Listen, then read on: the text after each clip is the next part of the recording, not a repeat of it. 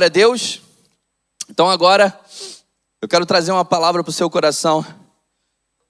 E a palavra que eu quero trazer nesse momento é: permaneça nele. Permaneça nele. Permaneça em quem, David? Permaneça em Jesus. Permaneça em Jesus. Porque o mais difícil no evangelho não é você levantar a mão, crer em Jesus e vir aqui na frente. O mais difícil no evangelho não é você falar: Jesus, eu te amo, eu acredito que o Senhor veio para me salvar, para me libertar, eu acredito que o Senhor tem uma nova história para mim. O mais difícil no evangelho é você permanecer nele. Independente das situações difíceis, independente da intriga que estão fazendo com o seu nome, independente da fofoca que colocaram o seu nome, independente da perseguição que você está passando no trabalho, independente da falta de dinheiro que você tem, independente dos questionamentos que você está fazendo, porque você veio em busca do sonho americano, mas o sonho americano está tão distante. Independente do seu casamento, ainda não está dando certo. Independente se você está doente, é você permanecer em Jesus. Porque você não está pelaquilo que você pode ser beneficiado em relação ao evangelho. Você está por causa de uma pessoa, e essa pessoa tem nome, é Jesus. O evangelho aponta para Jesus. Tem tudo a ver com ele, com Jesus. Você não permanece numa igreja, você não permanece no evangelho, você não permanece falando acerca da palavra de Deus por causa de um pastor, por causa de uma estrutura, por causa da sua mãe que está orando por você, por causa do seu marido que fica te puxando para a igreja, ou sua esposa, por causa dos seus filhos. Não, você permanece porque Jesus é o centro do evangelho, e com ele a nossa vida começa a fazer sentido. Tem tudo a ver com Jesus.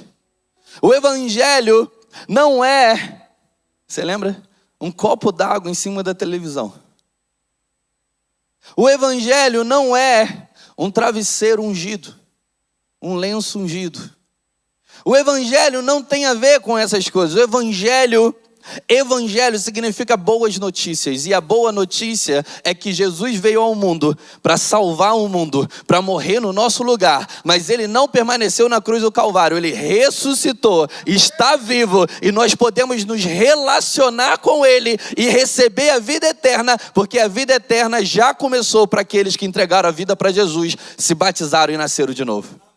A vida eterna começa aqui. Eu tenho falado constantemente nos cultos, tem tudo a ver com Jesus.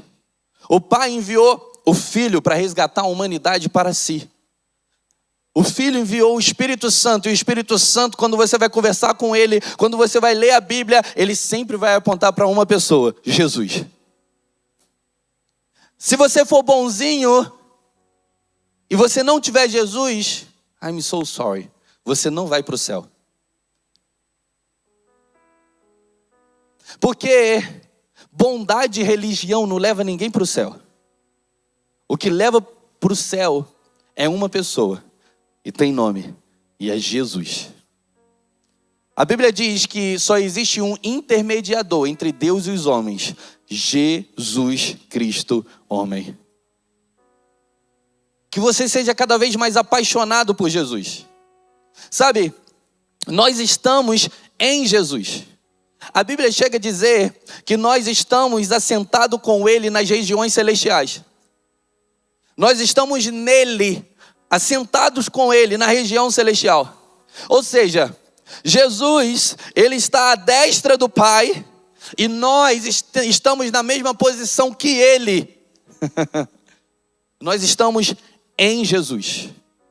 Você faz parte, espiritualmente falando, de Jesus. Você está nele, você está em Cristo Jesus. Quando Deus olha para você, para a sua oração, Ele não responde a tua oração simplesmente porque ele olha para você e te vê bonitinho. Não. Ele responde a tua oração porque ele olha para você e vê o sangue de Jesus sobre você. Porque Jesus veio e morreu por toda a humanidade. Jesus morreu por todos. A Bíblia diz que a vontade de Deus é salvar a todos. Até aquele que hoje é suicida, aquele que hoje quer suicidar, né? Aquele que hoje é homicida, aquele que hoje é pedófilo, aquele que hoje é ladrão, aquele que hoje é mentiroso, aquele que hoje é fofoqueiro, aquele que hoje é adúltero, aquele que hoje é fornicador, aquele se entregar a vida para Jesus, o sangue de Jesus já foi suficiente para cobrir os pecados dele e levar ele para o céu. Jesus não precisa vir e morrer de novo. Jesus já pagou o preço até por aqueles que ainda não se converteram. E foi assim na minha e na sua vida. Nós precisamos entender isso, conhecer e prosseguir em conhecer o Senhor Jesus. Porque é esse conhecimento acerca de quem Ele é que vai fazer com que nós permaneçamos.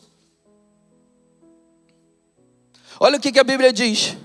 João capítulo 15, versículo 1. É um versículo bem conhecido. João, capítulo 15, versículo 1. Diz assim, eu quero ler junto, vou esperar. Você consegue colocar para mim? Quero ver junto com você. A Bíblia diz, eu sou a videira verdadeira e o meu pai é o agricultor. Jesus está falando. Todo ramo estando em mim, porque você é um ramo em Jesus, e não dá fruto, ele corta. E todo ramo que está em Jesus e dá fruto, ele poda. Olha a boa notícia, de qualquer jeito você vai levar uma tesourada. Por quê? Porque ou ele te corta porque você não faz parte do evangelho, ou ele te corta para você crescer, frutificar, avançar e ir mais longe. E todo aquele, isso aí, para que dê mais fruto ainda. Vocês já estão limpos. E como que nós estamos limpos diante do evangelho? Através da palavra que Jesus tem falado. Permaneçam em mim. O que eu disse? Isso que todo mundo disse em uma só voz. Permaneçam em mim, e eu permanecerei em vós, em vocês. Nenhum ramo pode dar fruto por si mesmo, se não permanecer na videira. Ou seja, se nós somos ramos, como que a gente vai dar fruto se a gente não permanecer nele, que é a videira? Um ramo só vai dar fruto se ele estiver conectado à videira. Vocês também não podem dar fruto se não permanecerem em mim. Permanecerem. Eu sou a videira, vocês são os ramos. Se alguém Vocês acabaram de ver um batismo, vocês estão alegres, vocês estão avivados, aleluia, né? Se alguém permanecer em mim e eu nele, esse dará muito. Pois sem mim vocês não podem fazer coisa alguma. Se alguém não em mim, será como o ramo que é jogado fora e seca. Tais ramos são apanhados, lançados ao fogo e queimados. Se vocês em mim e as minhas palavras em vocês pedirão o que quiserem e será concedido. Meu Pai é glorificado pelo fato de vocês darem muito fruto. E assim serão os meus discípulos.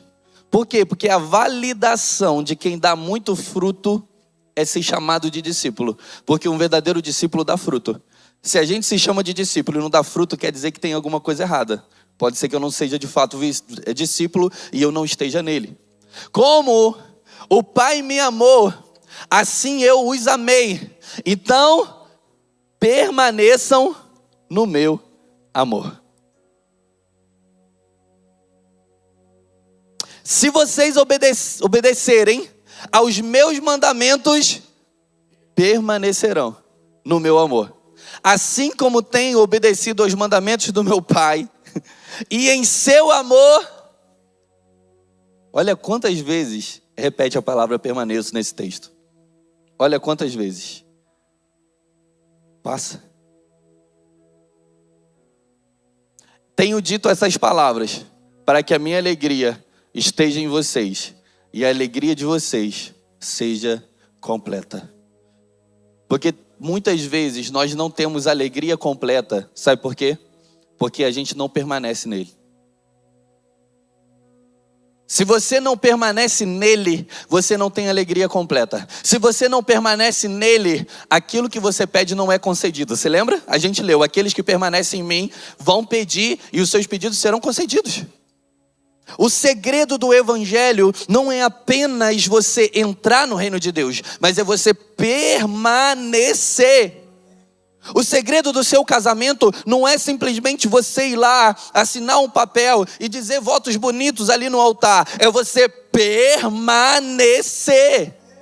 Permanecer nos votos, permanecer amando, permanecer crescendo, permanecer amadurecendo, permanecer tendo um bom diálogo. Permanecer. O segredo de você permanecer tendo um bom relacionamento com seus filhos não é apenas ter filhos, mas é você criar e educar. Criar é diferente de educar. Criar, você cria um animal. É por isso que não é possível ser pai de pet. Você é pai de gente. Por quê? Porque pet você cria, você não educa. Você cria, o que é criar?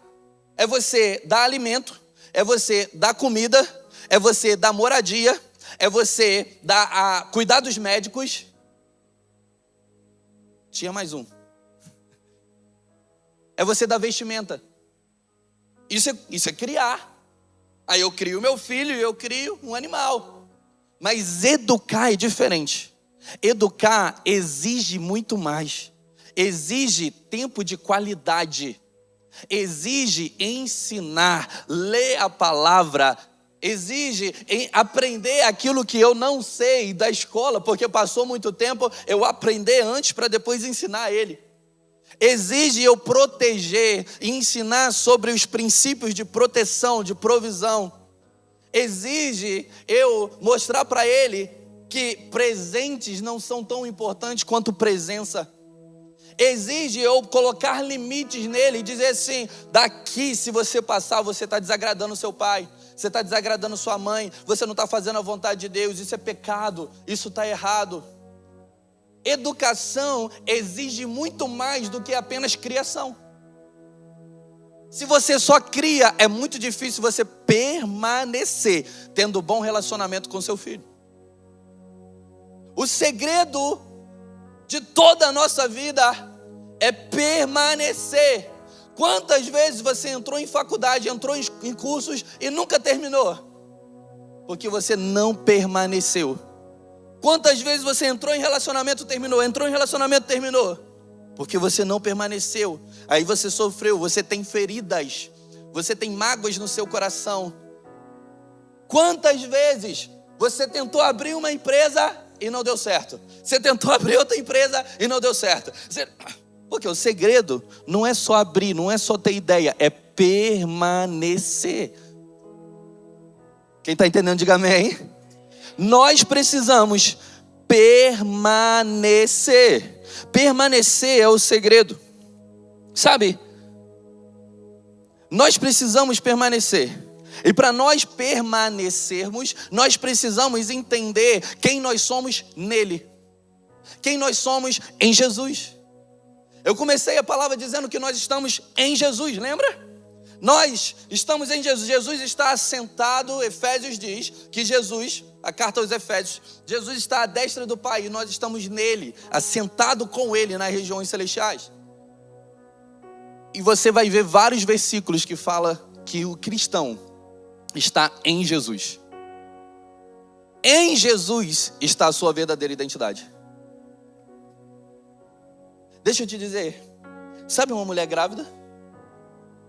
Uma mulher grávida. Uma mulher grávida, ela carrega alguém dentro dela, não é? Se a gente olha alguém abortando, ele está matando uma vida, porque é assassino, já existe vida ali dentro. A linha de vida começa quando há a fecundação. Então, se eu cortar a vida aqui, eu corto a vida toda de uma pessoa.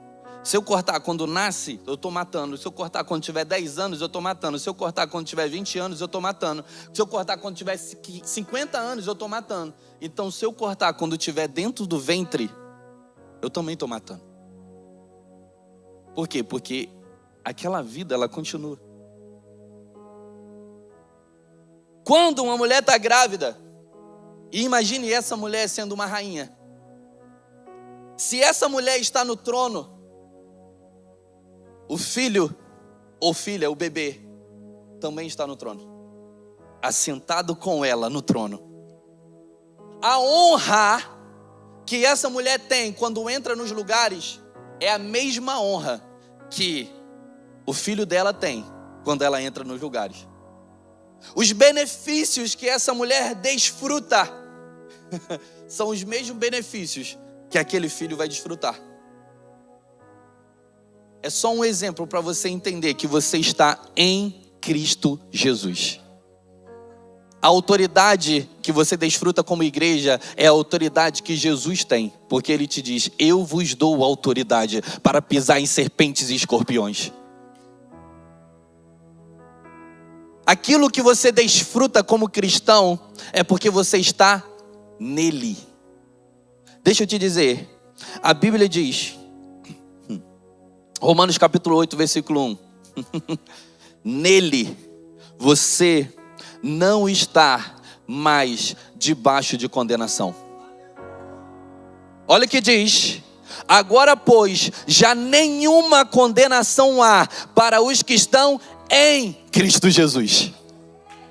Você está em Cristo Jesus. E nele você não tem mais condenação. Você entregou a vida para Jesus. E ninguém pode te condenar dizendo que você vai para o inferno. Porque agora você já vive uma realidade de reino e de céu na terra.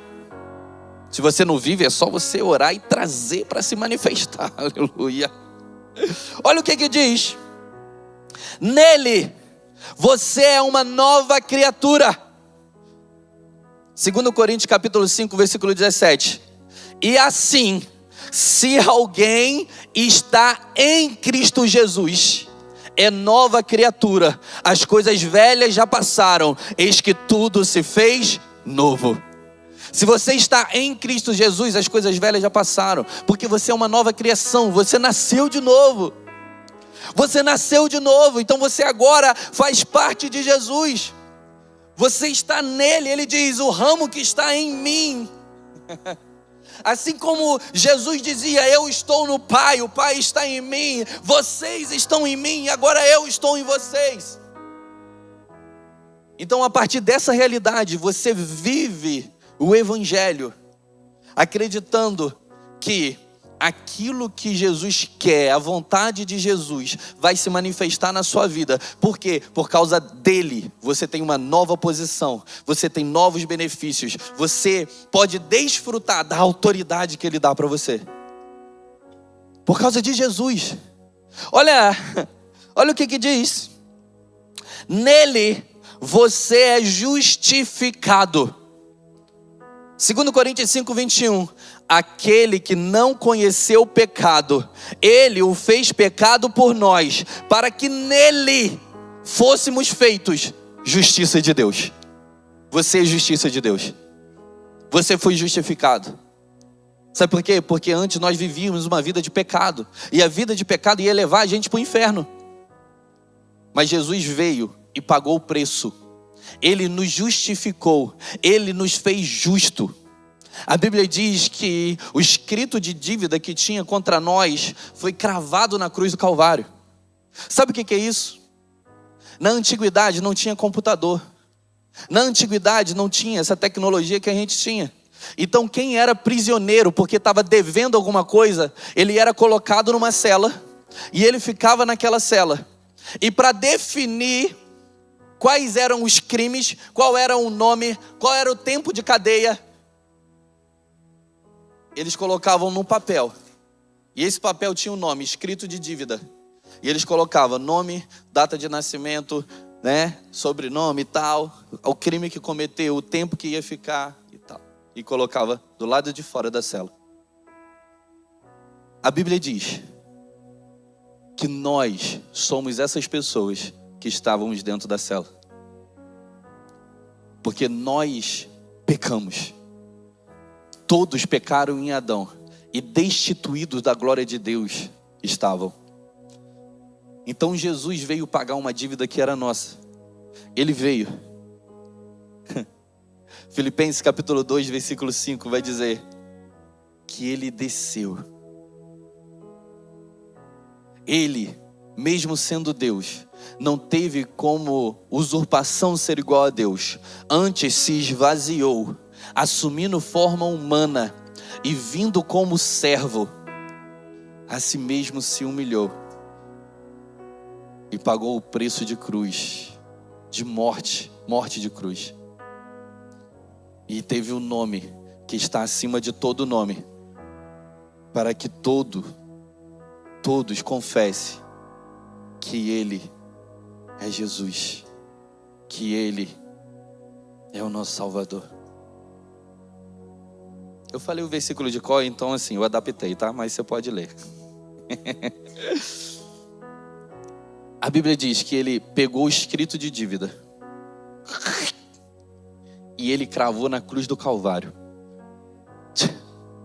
o preço para a gente sair dessa cela, onde o pecado nos deixava, foi um preço de sangue. Ele pagou com o próprio sangue. E agora você pode dizer: eu sou livre. Eu sou livre. Eu sou livre. Eu vou dizer mais uma vez para você acreditar nisso. Eu sou livre. Diga isso com força. Eu sou livre. Sabe, é difícil você olhar para um cristão e entender que ele é livre. Por quê? Porque as pessoas lá fora dizem que eles que são livres. Um dia a Carol, minha esposa, estava numa festa de família e todo mundo sabia que era pastora. Ela foi consagrada pastora aos 19 anos. E uma pessoa falou assim: e aí, quer beber um pouquinho? Ofereceu uma bebida para ela.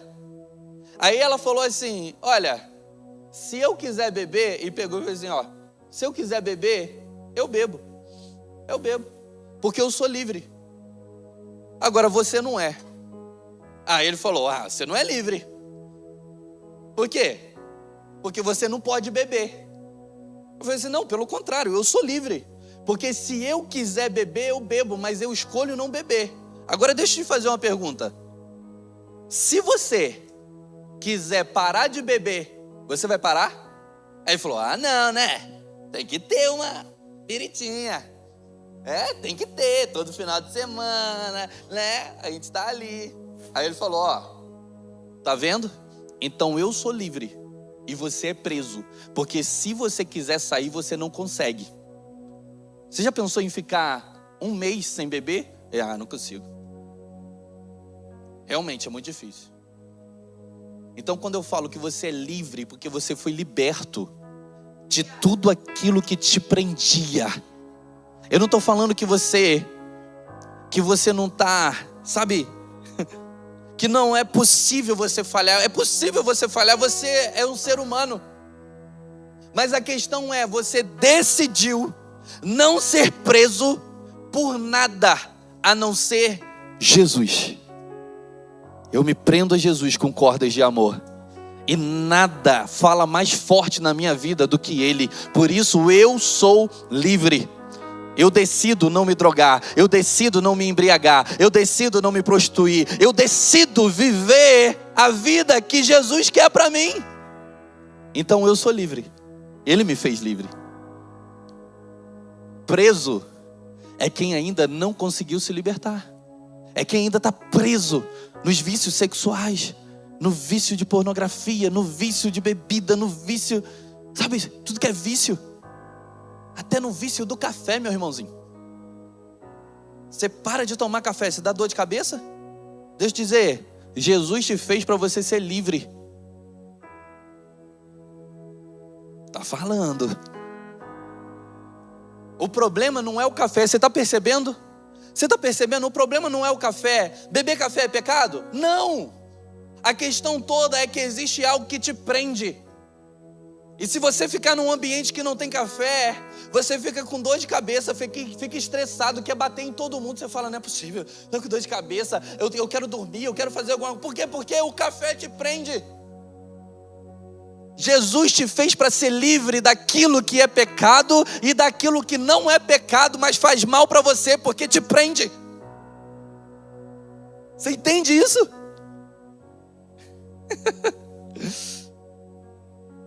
Olha, você é justificado.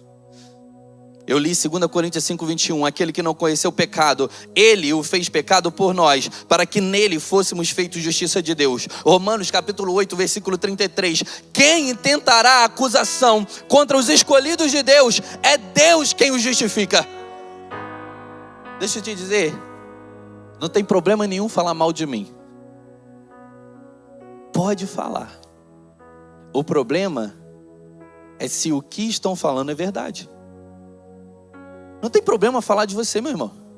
Não tem problema atacar você. Não tem, quem é Deus quem te justifica. O problema é ser verdade. Aí você tem que prestar atenção, olhar e falar assim, opa, eu preciso me alinhar. Mas não fica com medo de falarem de você. Porque até de Jesus falaram. A videira. Falaram mal da videira, perseguiram a videira. Pressionaram a videira. Testaram a videira. E você é um ramo que está na videira. Você precisa ter esse entendimento acerca do evangelho. Porque senão você não vai permanecer. Deus não morreu, Jesus que é Deus, não morreu na cruz do Calvário para te dar dinheiro. Dinheiro é fruto de muito trabalho duro, trabalho inteligente e cumprimento de princípio.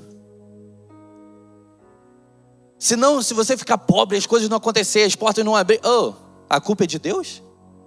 Se você não for curado, a culpa... Vou te falar, meu irmão, tem uma pessoa aqui que está numa situação, passando por um processo de cura, está apaixonado por Jesus e se batizou. Só Deus sabe, ele vem todo culto. E o Wagner falou, todo culto que você vier, a gente vai orar por você, a gente vai acreditar na sua cura.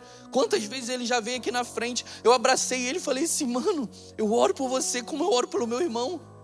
Eu quero ver seu curado.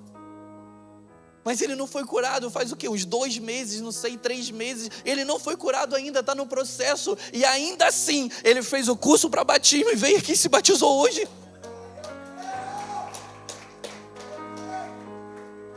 Porque o evangelho tem a ver com uma pessoa, Jesus. Tem tudo a ver com Jesus. Se ele fizer, ele é Deus. Se não fizer, continua sendo Deus. Nele, você é filho de Deus. Assim, quem é meu discípulo já está aqui, já ouve as palavras constantemente, sabe que é o versículo que eu mais amo na Bíblia. Romanos capítulo 8, versículo 14. Pois todos os que são guiados pelo Espírito de Deus são filhos de Deus. Pois Deus não... Eu sempre falo esse versículo, já é você ter gravado já. Pois Deus não deu o espírito de escravidão, de cela, né? No espírito de escravidão, para outra vez estardes em temor. Mas nos deu o espírito de adoção de filhos, pelo qual clamamos, Abba, Pai. Em Jesus, você é filho de Deus. Em Jesus, nós somos filhos de Deus. Filho de Deus. Agora deixa eu te dizer, se você não tem Jesus, você não é filho de Deus. Eu falei isso uma vez pra uma mulher, ela ficou brava. Trabalhava numa padaria. Porque a gente também é filho de Deus, né? Tem que aproveitar. Eu falei, você entregou a vida para Jesus? Que bênção. Ela falou, não. Eu falei, então você não é filho de Deus, você é criação. Como assim? Porque a Bíblia diz que você só é filho de Deus se você clama Abba Pai, se você entregou a vida para Jesus. Aí você é filho. Ela falou, como assim? Eu falei, é igual o Gepeto mesmo, e Pinóquio. Lembra? Ele fez um boneco e uma criação. O boneco se fala, o boneco se mexe e tudo mais. Só que quando acontece todo aquele charamanaia lá, aí ele se transforma num filho. Você vê Deus como Deus, e Ele é Deus, criou todas as coisas. Mas para você se tornar filho, você precisa entregar a sua vida a Jesus, como o único e suficiente Salvador. Então nem todo mundo é filho de Deus. A Bíblia diz que a criação anseia pela manifestação dos filhos de Deus. A Bíblia diz, ide e pregai, ide por todo mundo e pregai a toda criatura, criação de Deus. Você vai pregar para galinha? Igual eu preguei? Eu tinha essa dúvida, né? Comecei a pregar para as galinhas, comecei a pregar para os patos, estava treinando pregar. Aí eu falei assim, quando cheguei nesse versículo, eu falei, eu estou certo então, estou pregando para os animais, né? Porque ir por todo mundo e pregar a toda criatura. Aí me explicaram, não, David, não é criatura, ele não entende você. Eles não vão entregar a vida para você, para Jesus. Eu falei assim, mas eu tenho certeza que no final aceita Jesus. E aí, né, os perus falam, a galinha, então aceitando Jesus. Não, David, não é isso. Aí me explicaram que são criação de Deus e tem os filhos de Deus. Deus criou todo mundo, você é criação de Deus. Mas para você se tornar filho de Deus, você tem que entregar a sua vida para Jesus. E aquele que entregou a vida para Jesus, aquele que nasceu de novo, ele é filho de Deus.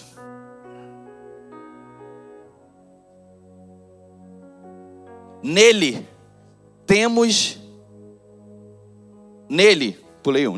você é herdeiro de Deus e co-herdeiro com Cristo. Romanos 8,17. Ora, se somos filhos, somos também herdeiros, porque Ele é meu Pai. Herdeiros de Deus e co-herdeiros com Cristo. Se com Ele sofremos, também com Ele seremos glorificados.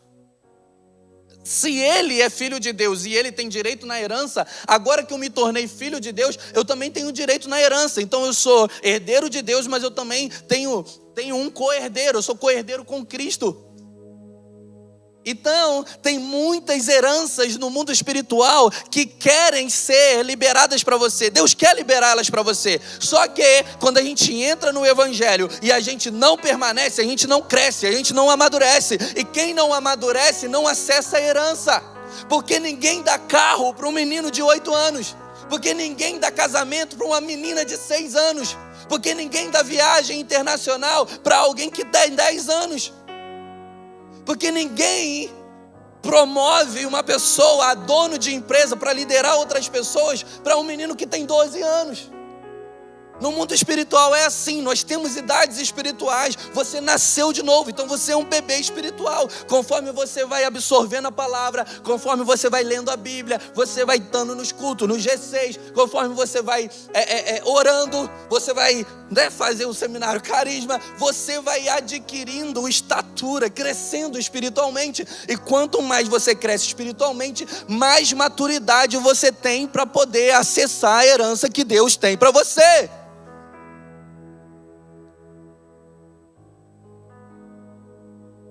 A Bíblia diz, se o herdeiro for menino, não lembro o versículo, Gálatas ou Efésios, Gálatas 4:1. Se o herdeiro for menino, em nada se difere do escravo, pois é dono de tudo, mas não pode colocar a mão em nada. Você lembra dos filmes? Que era uma briga? Os meninos eram pequenos e tinham um tutor para poder pegar esse dinheiro e administrar esse dinheiro. E quando o menino cresce, as crianças crescem, eles podem pegar a herança. Porque tem a ver com maturidade. Você só amadurece se você permanece. Até rimou. Você só amadurece se você permanece. Nele temos a vida. Atos 17, 28. Vou falar esse mais um para a gente terminar. Pois nele vivemos, nos movemos e existimos, como alguns dos vossos poetas têm dito, porque dele também somos geração. Em Jesus nós vivemos, nos movemos e existimos. Nele, na videira que passa a seiva para os ramos, que traz vida para os ramos. E Romanos 8,37, eu quero terminar com esse. Nele, em Jesus, você é mais do que vencedor. Em Jesus, você é mais que vencedor. Em Jesus, você é mais do que vencedor. Às vezes eu acho que você quer que eu seja mais pentecostal para você acreditar, né? Porque ele morreu, ele venceu a morte, ele tem a chave do inferno e da morte nas mãos, ele venceu, mas você não precisa vencer do jeito que ele venceu, a batalha que ele lutou, ele venceu, e através dele você é mais do que vencedor. Tá vendo como é que tem mais glória a Deus? De vez em quando eu tô mais pentecostal desse jeito, meu irmão, mas geralmente... Porque ontem a gente teve dia da família, ontem teve formatura do carisma, lá em Orlando a gente voltou, culto de manhã, café de novos membros e depois culto à noite, batismo. Então o pastor está aqui, ó, sustentado por Jesus. Mas deixa eu te dizer, nele você é mais que vencedor. Você é mais que vencedor. Não deixe as lutas te pararem, permaneça. Não deixa a perseguição te parar, permaneça. Não deixa nada te separar do amor de Jesus, permaneça. Não desista, don't give up, não desista.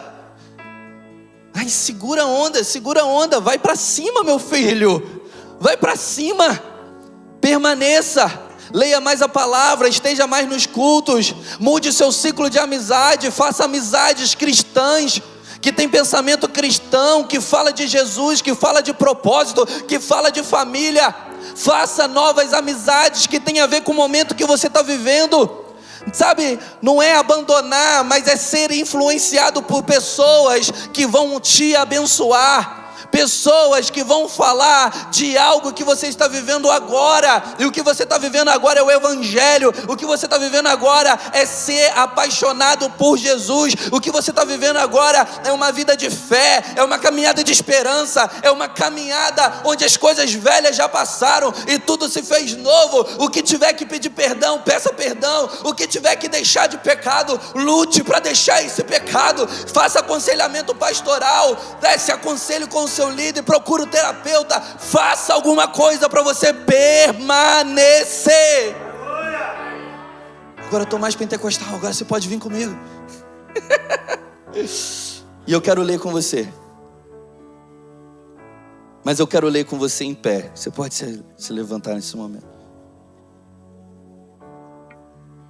Eu quero que você adore Jesus através dessa palavra. Eu só vou ler Bíblia. Eu quero dizer para você que nada vai te separar do amor de Jesus. Nada vai te separar do amor de Deus que está em Cristo Jesus. A única pessoa que pode fazer com que você não permaneça é você mesmo. É você mesmo. Fora isso, se você estiver nele, pode vir o que for, você vai permanecer na videira. Você vai permanecer na videira. Porque a única pessoa que pode separar dele é você mesmo. Fora isso, deixa eu ler para você. Romanos capítulo 8, versículo 31. Que diremos, pois, à vista dessas coisas? Se Deus é por nós, quem será contra nós? Aquele que não poupou o seu próprio filho, antes por todos nós se entregou, porventura não nos dará graciosamente com ele todas as coisas? Quem intentará acusação contra os escolhidos de Deus? É Deus quem o justifica. Quem o condenará? É Cristo Jesus, que morreu, ou antes, que ressuscitou, está à direita de Deus e também intercede por nós. Escute isso. Quem nos separará do amor de Cristo? Será a tribulação ou a angústia, a perseguição, a fome, a nudez, o perigo, a espada? Como está escrito, por amor de ti, somos entregues à morte todos os dias. Fomos considerados como ovelhas, assim como ele foi uma ovelha, um cordeiro destinado ao matadouro. Mas em todas estas coisas, porém, somos mais que vencedores, por meio daquele que nos amou. Pois estou certo que nem a morte, nem a vida, nem os anjos e nem os principados, nem as coisas do presente e nem as coisas do porvir, nem quaisquer poderes, nem altura e nem profundidade, nem qualquer outra criatura poderá nos separar do amor de Deus que está em Cristo Jesus,